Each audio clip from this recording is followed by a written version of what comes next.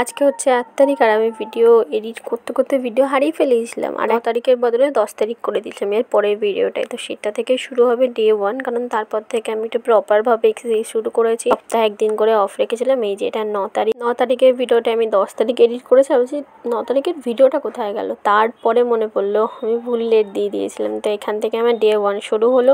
দেখা যাক এখন আমি কী মানে কতদিন কন্টিনিউ করতে পারি এক্সারসাইজটা। তো সকালবেলা এখানে আমি মিল্কশেক বানিয়েছিলাম আর বানাতে গিয়ে কী অবস্থা হচ্ছে তোমরা তো দেখতেই পাচ্ছ। আর ডিমটা আমি খাইনি, ডিমটা আমি পরে ভাত দিয়ে খেয়েছিলাম। তখন আমি আপেল আর মিল্কশেকটাই খেয়েছিলাম, যেহেতু আমি ডাক্তার দেখাতে যাবো, বাড়ি কখন আসবো আমি জানি না, তাই জন্য অল্প করে ভাত, মাছ ভাজা, ডিম সেদ্ধ আর আলুর বড়া দিয়ে ভাত খেয়েছিলাম। আর দুপুরবেলা আমি এখানে পপকর্ন আর ওই কেকগুলো খেয়েছিলাম।